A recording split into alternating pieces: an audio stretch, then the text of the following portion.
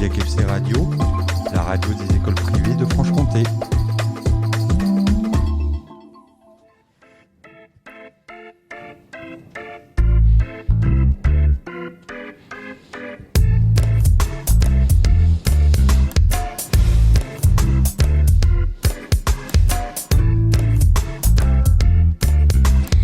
Bonjour et bienvenue à l'école Notre-Dame de Besançon. Nous sommes en direct sur JQFC Radio. Je me présente. Je m'appelle Clémence et je suis en CM1 2. Je suis en compagnie de Louise et Oriane. Bonjour les filles. Bonjour. Aujourd'hui, nous avons la chance d'accueillir un auteur qui a déjà écrit plusieurs romans de jeunesse. Bonjour Paul Ivoire. Bonjour. Dans notre émission, nous allons vous poser plein de questions. Nous commençons avec moi et nous allons essayer de mieux vous connaître. Étant donné que vous êtes né en Côte d'Ivoire, nous allons parler un petit peu d'Abidjan. Combien d'années avez-vous passé à Abidjan ? 1 an. Donc j'étais tout petit en fait. Comment était votre vie à Abidjan ? Alors je m'en rappelle pas parce que j'étais tout bébé. Voilà, je suis revenu en France, j'avais 1 an. Donc j'ai aucun souvenir de la Côte d'Ivoire. On est obligé de vous poser la question, désolé si c'est trop personnel. Votre nom de famille Ivoire est-il en référence à la Côte d'Ivoire ? Eh oui. Donc c'est pas mon vrai nom. En fait, c'est un pseudonyme. Alors je peux vous dire mon vrai nom ? Oui. Alors mon vrai nom c'est Girard. Des Girards, il y en a vraiment énormément. Dans l'annuaire, je crois qu'il y en a 285 rien qu'à Dijon. Donc Ivoire, ça me permet d'être tout seul. Et il y en a qu'un de Paul Ivoire dans toute la France. D'accord. Avec Louise, vous allez retracer avec nous votre parcours scolaire. Mais nous sommes déjà curieux de le savoir. Quel élève étiez vous ? Pardon ? Quel élève étiez vous ? Comment vous étiez à l'école ? Ah, là, alors moi, en fait, on va dire que j'étais bon élève. Voilà, à l'école, j'avais pas trop de problèmes. Ça veut pas dire que j'adorais l'école, mais voilà, ça se passait bien, quoi. Voilà. Quand vous étiez plus jeune, avez-vous envie de faire écrivain ? Alors pas du tout. Et pourquoi ? Quand j'avais votre âge, je me suis jamais dit que j'allais devenir écrivain. J'adorais écrire, ça j'ai toujours adoré écrire. Je jouais à la maîtresse et au maître avec mes peluches. Donc je leur faisais faire des dictées. Et il y avait des peluches qui étaient pas... Voilà, qui manquaient des yeux, qui étaient un peu abîmés. Alors, ces peluches-là, je me disais, bon, je les aime moins que les autres, donc je faisais plein de fautes dans leur dictée pour leur mettre 0. Et puis d'autres peluches que j'adorais, alors là, je faisais aucune faute, donc ça m'a fait faire des progrès. Et là, je leur mettais 20. Voilà. Donc, j'ai toujours adoré écrire. Même si c'est pas j'ai pas fait d'études littéraires. Moi, j'ai fait des études maths, physique, biologie. Mais ça veut dire que c'est pas parce qu'on fait des maths et de la physique qu'on peut pas écrire des livres, quoi. Voilà. D'accord, merci. Lequel de vos livres a fait le plus de succès et pourquoi ? Alors ça, le pourquoi, je crois qu'on peut pas trop le savoir. Celui qui a le plus de succès actuellement, c'est Poule, Renard, Vipère. Donc ça, c'est une trilogie. Donc le tome 1, en fait, marche très très bien. Sans doute parce que ça rappelle le jeu Poule, Renard, Vipère. Moi, j'adorais jouer à ce jeu quand j'étais petit. Et donc voilà, Poule, Renard, Vipère, c'est vrai que les écoles, il y a beaucoup d'enfants qui connaissent le jeu. Peut-être que ça joue dans le succès du livre, et c'est vrai que celui-là, il se vend très très bien. Juste, je peux faire une parenthèse. C'est rigolo que vous dites ça parce qu'il n'y a pas longtemps, avec la maîtresse, on a joué à Poule, Renard, Vipère. Ah bah c'est incroyable, hein. Et puis on a aussi commencé le premier tome de Poule, Renard, Vipère. Ah d'accord, bah c'est encore mieux. Vous parlerez un peu plus tard dans l'émission avec Hippolyte de votre inspiration à l'écriture. Mais en quelques mots, comment trouvez-vous vos idées d'écriture ? Alors c'est un mystère. Ce qui se passe dans le cerveau, on ne sait pas trop comment ça fonctionne. Je sais que pour Poule, Renard, Vipère, par exemple, j'ai vu un renard qui traversait un chemin quand je me promenais dans ma campagne. Et ça m'a tout de suite donné l'idée Poule, Renard, Vipère. Donc dans le cerveau, il s'est donc produit une étincelle. J'ai vu 3 livres. Un chez les poules, un chez les renards, un chez les vipères.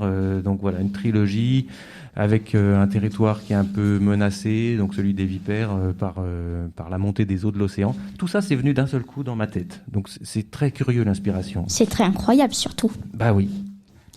Merci Paul d'avoir répondu à mes questions. Maintenant, laissons la parole à Louise. Merci Clémence. Vous venez de nous dire que vous étiez un bon élève. Mais on veut en savoir plus. Dans quelle école primaire étiez-vous ? Et j'étais dans une école privée à Dijon qui s'appelait l'école Saint-Bénigne. Quel maître ou maîtresse avez-vous le plus adoré là-bas ? Eh ben, alors vraiment toutes les maîtresses. Donc j'ai eu des maîtresses CE1, CE2, CM1. Et j'ai eu un maître en CM2. Et c'était le directeur de l'école. Et tous les matins, ce que j'adorais, il nous faisait lire une demi-heure. Donc il y avait une bibliothèque au fond de la classe. Et pendant une demi-heure, on lisait. C'est-à-dire que quand on arrivait en classe, on commençait par lire. Et on empruntait tous les livres de la bibliothèque. Et en fait, moi, j'adorais ce moment. J'adorais venir à l'école, en fait, grâce à ce maître.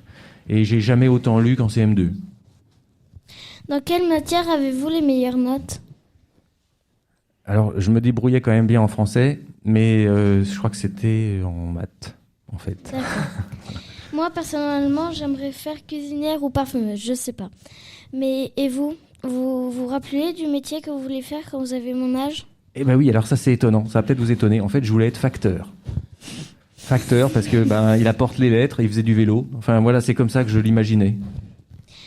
D'accord. Avez-vous une anecdote à nous raconter sur votre vie d'écolier ? Quelque chose qui vous a marqué et que vous gardez en mémoire encore aujourd'hui ? Alors là, il faut que je réfléchisse, mais alors il y a quelque chose que j'adorais faire, c'était sauter à la corde. Et j'ai gagné les championnats de saut à la corde dans la cour de l'école. Parce que c'est les filles qui sautaient mieux que les garçons. Et en fait, moi, je m'étais dit non, là, il faut que j'essaye de... Donc les croiser avec les mains devant, derrière. Donc ça, j'arrivais à le faire en arrière, en avant et sauter plus de 100 sauts sans tomber. Enfin voilà. Il y a un autre souvenir incroyable. Je me rappelle, on jouait aux billes. Et derrière chez moi, en fait, il y avait un terrain vague où il y avait plein de pierres précieuses. Enfin, on croyait que c'était des pierres précieuses, c'était des cailloux, mais ça brillait un petit peu sur les pierres. Et avec mon frère, on s'est dit, oh là là, ça doit être des diamants, un truc comme ça. On avait ramené ça à l'école et en fait, on les faisait tirer parce qu'à l'époque, en fait, avec les billes, ils se mettaient à 4-5 pas des pierres et puis les enfants, ils essayaient de toucher les pierres et ça, après, ils les gagnaient en fait quand ils touchaient les pierres avec les billes. Et là, ils ont cru aussi que c'était des diamants. Et d'un seul coup, en fait, tout le monde s'est mis à tirer sur les pierres. Et on a récupéré, je sais pas, une centaine de billes en quelques minutes. La récréation, enfin, ça a sonné. Et là, je me revois encore, tout le monde était en rang, en fait, sous le préau. Et moi, j'étais encore en train de ramasser toutes les billes. Et je me suis fait gronder, en fait. Je crois que j'ai pris une punition. Ça débordait de mes poches, je savais plus où les mettre. Voilà. Aimez-vous écrire quand vous étiez jeune écolier ? Car nous, en classe, quand notre maître nous fait toujours écrire, je trouve cela ennuyeux. Ah, alors moi j'écrivais, mais j'écrivais des poèmes, moi. Voilà, mais bon, c'était pas terrible parce que je m'inspirais de mes parents. Alors le premier poème que j'ai écrit, je crois que c'était Mon père qui faisait des crêpes. Voilà, donc c'était pas très intéressant en fait. Où avez-vous passé votre collège ? Alors le collège Saint-Joseph à Dijon. Et votre lycée, c'était à quel endroit ? Au lycée Carnot à Dijon. Et pour finir, quelles études supérieures avez-vous fait après le bac ? Alors j'ai fait une prépa maths, physique, bio. Et ensuite j'ai intégré une école d'ingénieur agronome à Rennes. Merci beaucoup Paul pour vos réponses. Je vais laisser la parole à Oriane. Merci Louise. Avec moi, nous allons parler de l'écriture de votre premier roman, puis des autres. Pouvez-vous nous dire le titre de votre premier roman ? Alors le premier roman que j'ai écrit, c'était un roman pour des ados, plutôt seconde, première terminale, et ça s'appelait Les Gardiens d'Améthyste, mais il est toujours dans un tiroir chez moi. Peut-être qu'un jour, il sera publié. À quel âge avez-vous écrit ce roman ? J'avais 35 ans, je crois. De quoi parle votre premier roman ? C'est une histoire un peu fantastique, mais qui se déroule dans le monde contemporain. J'ai inventé un phénomène géologique. Donc ça, c'est encore lié à mes études. Un phénomène géologique, c'est une sorte de lac qui se forme et qui produit des pierres précieuses. Donc je reviens sur les pierres précieuses aussi. Des améthystes, pour le coup. Est-ce que votre premier roman a eu beaucoup de succès ? Alors le premier roman publié, c'est donc Poule Renard Vipère, et celui-là, il marche très bien, ouais. Combien de romans avez-vous écrit ? Une vingtaine. Quel est le roman qui vous a le plus plu lors de son écriture? Alors ça, c'est difficile à dire, en fait, parce que à chaque fois, on est dans un autre univers. Donc, moi, je suis plutôt dans des univers fantastiques. Et donc, je m'évade complètement. Et alors, peut-être que c'est quand même Poule Renard Vipère aussi, parce que j'écrivais un chapitre la journée et je le lisais le soir à mes enfants. Et ça faisait un peu l'histoire du soir. Et ça, c'était absolument fantastique. Donc, même moi, je savais pas ce que j'allais écrire le lendemain. Mais au moins, il voulait savoir la suite tout le temps. Donc voilà, pendant 48 jours, parce qu'il y a 16 chapitres à peu près dans chaque tome, j'écris les 3. Albin, Zora, Célis, et je le lisais le soir à mes enfants. Ça, c'était quand même assez fantastique. Quel est le titre de votre dernier roman? Alors le dernier, il est paru en août 2021, donc c'est assez récent, et ça s'appelle « L'arbre qui ne voulait pas perdre ses feuilles ». De quoi parle votre dernier roman?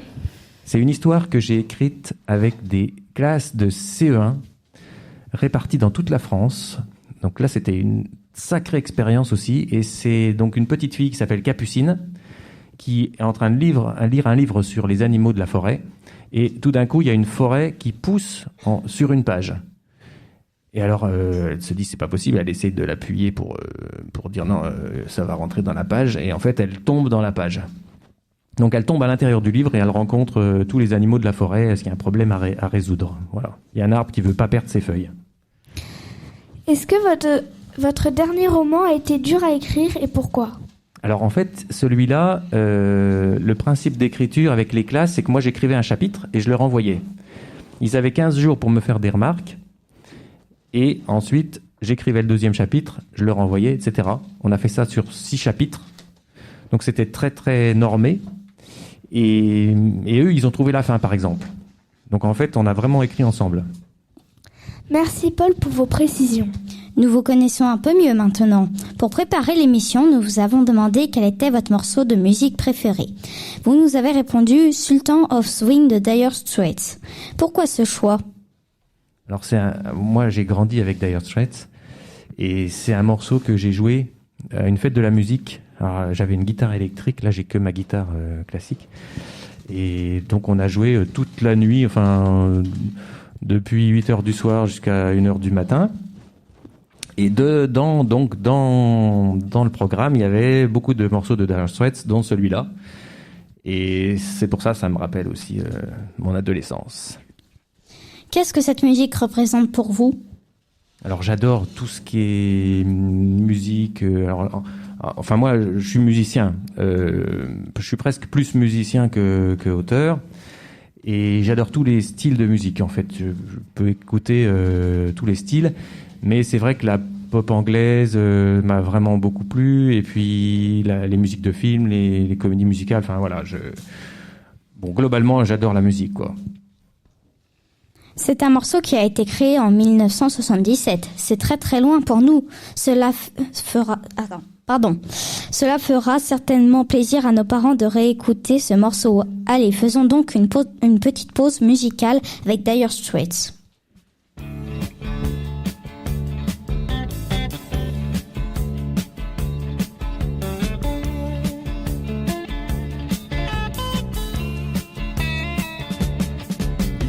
Shiver in the dark, it's raining in the park, but meantime, sound of the river, you stop and you hold everything. A band is blowing Dixie, double fall time. You feel alright when you hear the music ring.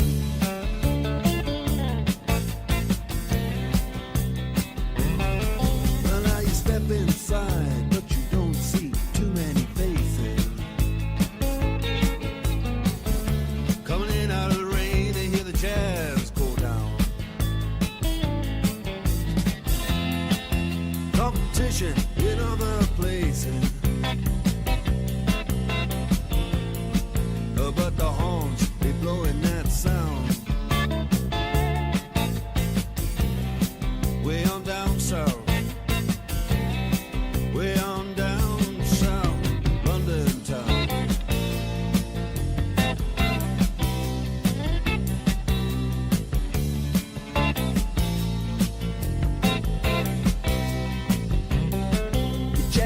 Guitar George, he knows all the chords.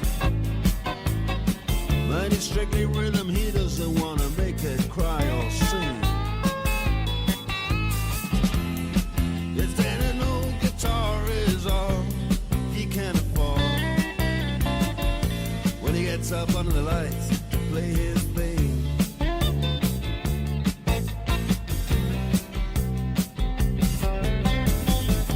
And Harry doesn't mind if he doesn't make the scene. He's got a daytime job, he's doing alright. He can play the honky tonk like anything, saving it up Friday night with the Sultans, with the Sultans of Swing.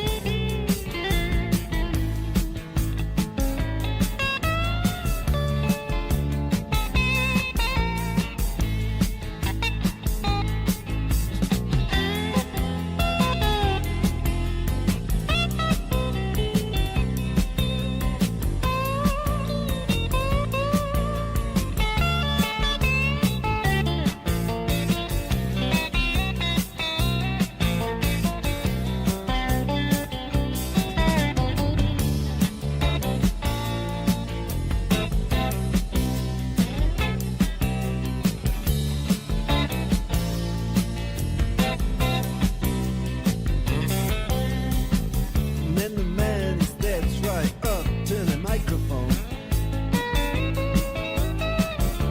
and says at last, just as the time bell rings, good night, now it's time to go home. Then he makes it fast with one more thing. We are the Sultans.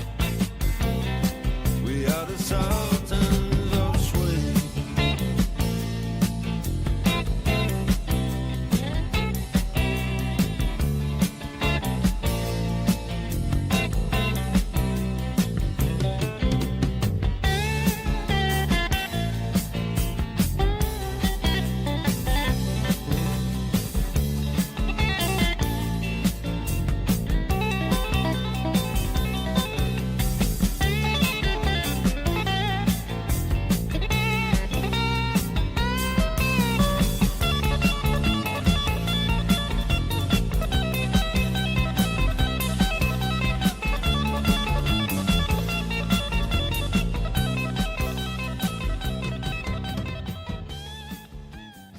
Vous êtes toujours sur DFC Radio et nous sommes toujours en compagnie de Paul Ivoire. Après les types des filles, voici les types des garçons.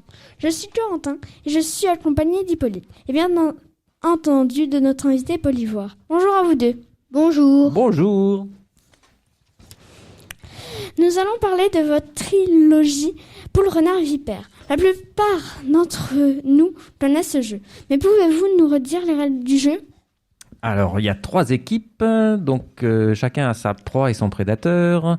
Donc les renards doivent attraper les poules, qui doivent attraper les vipères, qui doivent attraper les renards, en fait. Voilà, c'est en boucle. Et la première équipe qui attrape toutes ses proies a gagné. Pourquoi avez-vous décidé d'écrire un roman pour chaque univers et ainsi d'avoir 3 tomes ? En fait, le titre, Poule, Renard, Vipère, je me suis dit, voilà, ça fait 3 livres. Et puis, je trouvais intéressant, parce qu'on me pose souvent la question de savoir si c'est la même histoire racontée par les poules, les renards et les vipères, alors que non, c'est vraiment une suite. C'est-à-dire qu'on suit les 3 personnages principaux chez les poules, chez les renards et ensuite chez les vipères. Les auditeurs qui nous écoutent, mais qui n'ont pas lu le ou les romans, comprennent aisément qu'il s'agit d'une histoire de poules, de renards et de vipères. Mais quels sont les personnages principaux ? Alors, ce sont des enfants, entre guillemets. Donc, un poussin qui s'appelle Albin, une renarde, en fait, elle est presque à l'âge adulte au départ, donc c'est Zora, et un petit vipéro qui s'appelle Célis. Pour vous, ces romans sont plus des romans d'aventure ou vouliez-vous aussi transmettre un message? Ce sont des romans d'aventure, mais j'avais un petit message à faire passer, notamment concernant l'écologie et l'amitié entre les peuples. Avec un petit mot à nos auditeurs pour les motiver à lire ces 3 tomes de Poule, Renard, Vipère. Alors c'est en fait apprendre à connaître l'autre, parce que ce sont des peuples qui font la guerre, et ils s'aperçoivent en se rencontrant et en discutant entre eux que finalement ils sont pas si différents les uns des autres, et de parler ensemble, ça amène à faire la paix. Merci Paul. Nous enchaînons avec toi Hippolyte. Merci Corentin. Nous en avons parlé en début d'émission, mais nous allons revenir avec un peu plus de précision sur votre manière d'écrire. Comment avez-vous l'idée d'écrire un roman? Ça, c'est vraiment un mystérieux. Je pense que j'ai beaucoup lu quand j'étais petit, et ça m'est venu par la lecture, en fait. Ça m'est venu en lisant Harry Potter. J'avais à l'époque, il y avait 4 tomes. Moi, j'ai commencé à lire Harry Potter, il n'y avait que 4 tomes de sortie. Et j'ai lu les 4, et franchement, j'ai trouvé ça incroyable. J'ai toujours aimé écrire, je faisais faire des dictées, là je vous disais tout à l'heure, et donc c'est ça en fait un peu qui a été le déclic. Et j'ai commencé par écrire, alors, c'est un peu bête, mais écrire un roman pour adolescents beaucoup trop gros.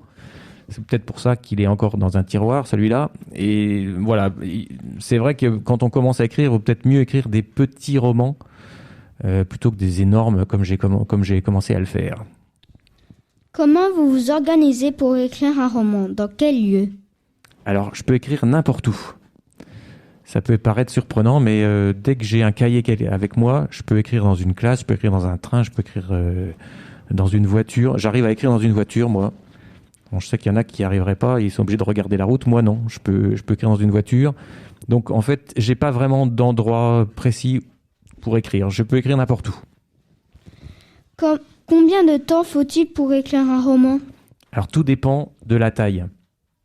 Je pense que c'est le principal, la principale caractéristique. Plus il est gros, plus il est long à écrire, forcément. Voilà. Donc, les éditeurs, ils comptent en nombre de signes. Donc, un signe, ça peut être une lettre, mais ça peut être aussi un espace, ça peut être un point d'interrogation, ça peut être un point d'exclamation. Tout ça, c'est des signes. Et par exemple, on parlait tout à l'heure de l'arbre qui voulait pas perdre ses feuilles. Il a 15 000 signes, celui-là. 15 000, ça vous paraît énorme, mais Poule, Renard, Vipère, c'est 120 000. Et un livre adulte, c'est entre 300 000 et 400 000 signes. Et un Harry Potter, le tome 5, je pense qu'il est à 800 000 ou 900 000 signes. Donc plus il y a de signes à écrire, et plus c'est long.